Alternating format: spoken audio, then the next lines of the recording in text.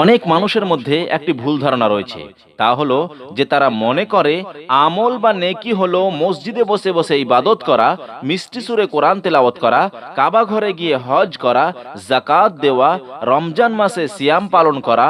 এইভাবে মুষ্টিমেয় কিছু কর্ম সম্পাদনই হলো আমল বা নেকি। কিন্তু প্রকৃতপক্ষে ভোরবেলায় ঘুম থেকে উঠা থেকে নিয়ে আবার রাত্রিতে শয়ন করা পর্যন্ত মানুষ বৈধ পন্থায় যেসব কাজ সম্পাদন করে, সেই সব কাজগুলির সবগুলি আমল বা নেকি হতে পারে যদি তা ইসলামের পদ্ধতি অনুযায়ী হয়।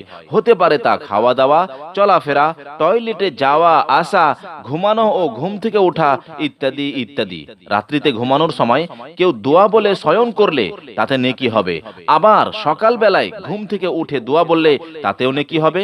কিন্তু এছাড়াও এমন একটি আমল আছে যা সকালে ঘুম থেকে উঠে সম্পাদন করলে সন্ধ্যা পর্যন্ত এবং রাত্রিতে ঘুমানোর সময় সম্পাদন করলে সকাল পর্যন্ত 70,000 ফেরেশতা তার জন্য নিযুক্ত করা হয়, যারা তার মাগফিরাতের জন্য দোয়া করতে থাকে এবং এই অবস্থায় সে মারা গেলে শহীদের মর্যাদা লাভ করে। তাই আজকের ভিডিওতে আলোচনা করব কি সেই আমল যা সম্পাদন করলে 70,000 ফেরেশতা দোয়া করে এবং মারা গেলে শহীদের মর্যাদা লাভ হয়। বিষয়টি অবশ্যই জানতে হবে, তাই ভিডিওটি শেষ পর্যন্ত দেখতে থাকুন। হযরতে মাকাল বিন ইয়াসার রাদিয়াল্লাহু আনহু রাসূল সাল্লাল্লাহু আলাইহি ওয়াসাল্লাম থেকে বর্ণনা করেন, রাসূল সাল্লাল্লাহু আলাইহি ওয়াসাল্লাম বলেছেন, যে ব্যক্তি সকালবেলায় 3 বার পড়বে আউযু বিল্লাহি মিনাশ শাইতানির রাজীম, তারপর সূরা হাশরের 3 আয়াত তিলাওয়াত করবে, আল্লাহ তাআলা উক্ত ব্যক্তির জন্য 70,000 ফেরেশতা নিযুক্ত করেন, যারা ওই ব্যক্তির জন্য মাগফিরাতের দোয়া করতে থাকে সন্ধ্যা পর্যন্ত। আর এই সময়ের মাঝে যদি লোকটি মারা যায় তাহলে সে শহীদের মর্যাদা লাভ করবে।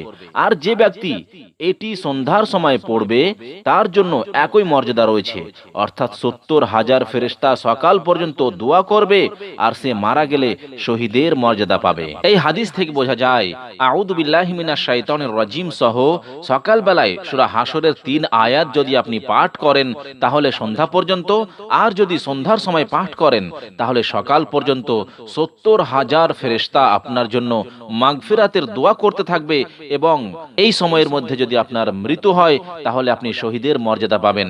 সুবহানাল্লাহ, কত গুরুত্বপূর্ণ একটি আমল।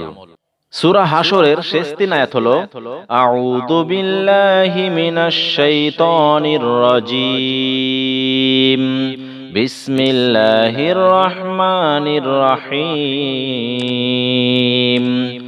হুয়াল্লাহুল্লাযী লা ইলাহা ইল্লা হুয়া আলিমুল গায়বি ওয়াশ শাহাদাতি হুয়ার রহমানুর রহিম, হুয়াল্লাহুল্লাযী লা ইলাহা ইল্লা হুয়া আল মালিকুল কুদ্দুসুস সালামুল মুমিনুল মুহাইমিনুল আজিজুল জব্বারুল মুতাকাব্বির, সুবহানাল্লাহি আম্মা ইউশরিকুন,